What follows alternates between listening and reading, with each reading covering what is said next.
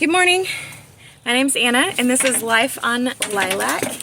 And it is more than halfway through May, which means that we're in the clear, hopefully, most likely, for planting things that can't be planted before the last frost date. We're pretty much in the clear to get our tomatoes in the ground. I bought them last week. I bought, I don't know how many, maybe 24.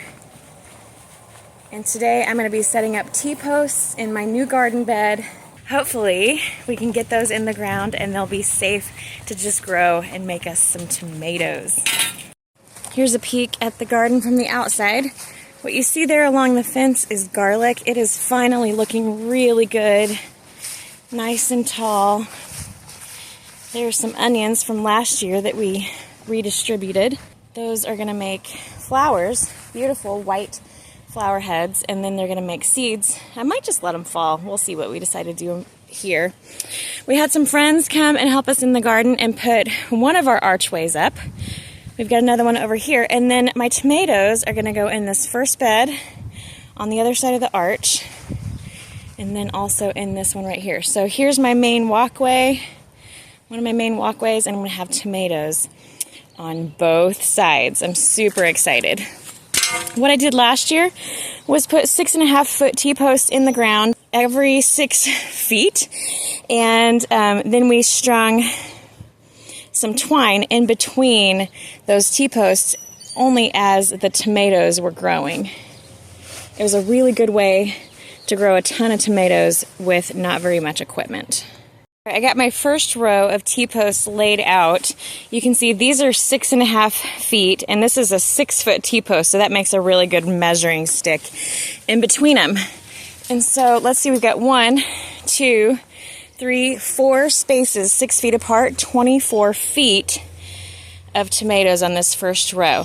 I don't think I bought enough tomatoes to make 2 rows that are quite that big, but I'd like another row right here.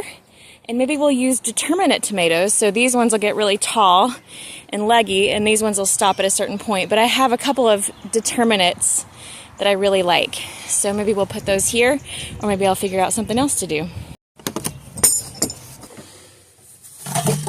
Pretty much, if I can build something out of T-posts and twine, I'm going to build it. Zip ties. Those things are like the girl pretend farmer's best friends, my favorite building tools. This is a T-post driver if you haven't seen one of these before. It's super heavy. You do have to be careful with it, especially if you're lifting it over your head. You don't want to drop it on your head. But other than that, the weight of the T-post driver does most of the work. If you have rocky soil or clay soil, it is a little bit harder to drive a T-post into the ground. We are fortunate enough to have super soft soil here, probably because of all the digging creatures that we battle every day. So that's the good side of having those guys around. So everywhere that I've set one of these T-posts, and I put a couple on this row, I have 3 more 6.5-foot T-posts, but I used them for a different project already. Those are going to be holding up my sweet peas in the front of the house. So I only have this many, and I'm going to go ahead and drive those in. This is just a little bit more than half of the amount of tomatoes that I planted last year. We've got 28 different plants, 7 different varieties. All of these, I think, are indeterminate, so we're going to try to put these in the back row. Can you see that? There it is. And then this row in front here will be ready for determinate, and then whatever I decide to plant on the other side of those. Since I was already using my T-post driver, I went ahead and did 4 more for the next arch, although I do not have the energy to do any more or put that arch up right now, and I really want to get the tomatoes in the ground. This is like the thing I've been waiting for all winter long.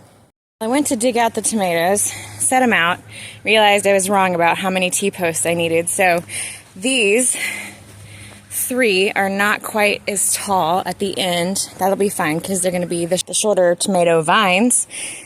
And now I get to do the fun part of actually planting. Everybody kind of has their own planting style when it comes to tomatoes, but my favorite thing is to plant them really deep. I used to put an egg in the hole to help feed it. I never really saw that do much good. I never saw much difference from planting an egg in the hole or not planting an egg in the hole. But what I will do is tear off some of these lower branches, not too many, probably this one, and bury it to about right there. And then because I have so many different varieties, I am going to use this little tag at least until I'm able to do something else. Now these say that you should put them 24 to 36 inches apart. I do like to prune them quite a bit when they first start growing so that there's only one stem coming out of the ground. So I do plant them a little bit closer, probably about 18 inches. So I can fit all 4 of these in between this 6-foot space here. All right, the Amish pastes are in. I've got 9 of those. All right, 4 Beefmasters are in. Get a couple of these little weeds out here. The Brandywine Red are in. Get in there. Carolina Gold is in. 4 plants of Carolina Gold. Early Girls are in, although one of them is definitely struggling. All right, the Burpee Big Boy is in, and that is it for tomato planting today. Now that my tomatoes are in the ground, I went through and on the front side, this is where the sun is going to be shining on them, I planted these Durango marigolds. These are a French marigold. They smell bad. I personally think that all marigolds smell pretty bad, and that's the point. There are lots of pests who are also not a fan of the marigold. This is the Durango Red. I love this color. It has a couple different variations. There's kind of an orange on orange, and then this one has a lot more yellow in it. I love it. So I went ahead and did these about 2 feet apart, and what I'm going to do is I'm actually going to plant something else in between those. That way my marigolds will go farther and I can remember where I planted a seed. So I'm going to actually plant a different kind of deterrent plant, pest-resistant plant, right in between every one of these marigolds. The problem I'm running into is that I can't plant these until I pull up the weeds on the edges between the beds and the walkway. They're really bad. This is year 1 of these beds, and that's just what you have to deal with. This is the year of the weeds. So I'm going to come through, pull those, not complete. I'm not going to get every single root out of there. I'm going to do my best. And then I have to pull those too because I want to put these marigolds on the back side of the tomato patch as well.